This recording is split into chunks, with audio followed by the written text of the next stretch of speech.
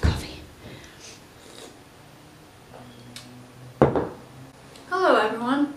Welcome back to Miranda Needing Some Time to Rant. So this video is inspired by the number of people who will message me on the company Instagram and say, okay, one second.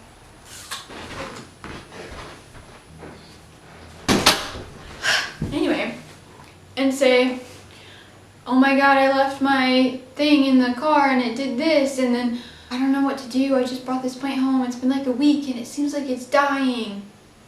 Let me tell you, I got you. This is going to be things to do when you first buy a plant. So I work for a plant truck landscaping company, but I work in a plant truck as well, where we sell plants. And occasionally I'll get messages from people saying like, I don't know what I'm doing wrong. It seems like this is dying and I just brought it home. Or I think my plant is dying, what can I do to save it? And a lot of times this happens within a week to 2 weeks after they buy the plant. So I thought it'd be really helpful, and something that I wish I would have been told whenever I was first starting out with plants, to tell you guys the kinds of things that you should be looking out for in the garden center, in the place where you're buying your plant, in the first 5 minutes after you hand the money to the person, in the first 2 hours after you bring the plant home, and in the first 2 weeks after you bring the plant home. The first thing is to inspect your plant while you're at the garden center, while you're at the plant store, while you're at the plant truck, wherever you may be. Inspect the plant. Things that you should be looking for are healthy new growth, lack of bugs. Should always look for things like spider mites, mealybugs, especially if you're buying a Hoya. Hoyas are very, very prone to mealybug. Basically anything that doesn't look like it should be there is what you should be looking for. And if you do see something and you really, really like the plant, you can always go out and buy neem oil, something like that, and treat the plant if you just cannot live without it and you don't think you're going to see it anywhere else. I did this recently with my Cissus discolor that I just bought. It had some sort of spider mite on it, and I was like, oh my god, I didn't realize that I brought home a plant that has spider mites, so I just treated it with neem oil, gave it a little neem oil bath, and it's fine. But just know what you're getting into. Look out for bugs, look for healthy new growth, look for a full plant or a plant that pleases whatever kind of plants you like to look for. If you like the stringy look, just look for what you want. Second, this happens in the first 5 minutes after you purchase your plant. If you are buying a plant and it is not between the temperatures of 50 and 60 degrees Fahrenheit, do not leave your plant in the car. Buying a plant should be the only thing you're doing or the last thing you're doing. Do not buy a plant and then go to a grocery store for a half hour when it's 95 degrees out and inside your car it's 150 degrees, because your plant will be dead and you will not be able to save it. This is just a PSA, just letting you know. And maybe it's something that I need to start saying to people. Maybe it's not as common knowledge as you think. Basically, if you wouldn't leave your kid or your dog in the car without air conditioning or heat, you do not leave your plant in the car in the same way. It's that simple. Point number 3 happens within the first 2 hours after you bring your plant home. You want to introduce it to its new environment. Make a space for it. Maybe give it some water if it feels really dry. Look for any dead growth that you can clip off. Just make sure that it's really happy. Put it in a cache pot if that's what you're choosing to do. I would not suggest immediately repotting it because, and this is point number 4, you need to let your plant acclimatize to its new environment. This happens within the first 2 weeks after you bring your plant home. Some plants it's much shorter, some plants it's much longer, but a safe bet is within the first 2 weeks. Basically just leave your plant alone, take care of it, make sure that it's getting the water, the light, the humidity that it's needing, but do not repot it. Do not give it any more shock than it's already getting. It's in a brand new environment with conditions that are much, much, much different than what it was getting in the greenhouse. Another thing that you should not be stressed about is if it starts to lose a couple of leaves. That's just a natural reaction in a plant to being stressed or being under new conditions.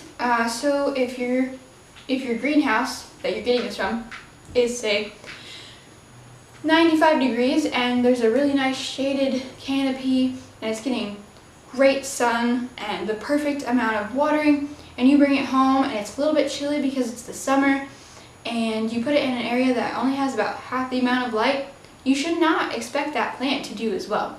If you lose a couple of leaves, especially if they're bottom later growth, older leaves, don't worry at all. Your plant is not dying. It is not going to die, provided you take care of it. It's just getting used to its new environment. It's like moving into a new house. Sometimes it takes a little while in order to figure out how to get to sleep, or to find the spoons in the drawer that are over here versus over here in your last place. Like, you're kind of stressed out, right? Your plant's going through the same thing, and it's nothing to worry about. Just give it some time. And it all depends on the plant too. So my philodendrons, whenever I bring them home, they'll start to lose maybe 2 leaves, maybe, within the first week, and then they're fine. They're doing what they're supposed to be doing. But plants like alocasia, or some more sensitive ones like caladiums, begonias, they're especially different in their environment from the greenhouse to here and what they actually need. For me, they take a month to get used to their new environment, and sometimes it just happens every now and again. Your plant will die out almost completely, but it'll have lots and lots of new growth. You could either adjust the lighting that you have given it, maybe give it some more light, maybe give it less light, maybe give it more humidity, less humidity. Usually it's more humidity though. It'll grow back. I still have that bronze syngonium that I showed you guys in my syngonium video. That whenever I brought it home, within 2 weeks, all of the growth that it had on it in the greenhouse was completely gone. But right now, I'm looking at it right over there, and it's all kinds of new growth. And eventually it's going to be a really nice, happy plant again. So don't worry too much. You're investing in a friend, some will say. You're investing in something that kind of feels like a kid in some ways. Like, can you just like chill for 5 minutes and like just exist? But it's not a decoration. It's not something that you're just putting on a shelf to look nice. It's a living thing and it needs care. And so you shouldn't expect it to just look the same as it did in the greenhouse. So my 5th and final point is, after some time, after the acclimation period, or if you bring your plant home and you're like, this thing is so root bound, if I don't repot it right now, it's going to die.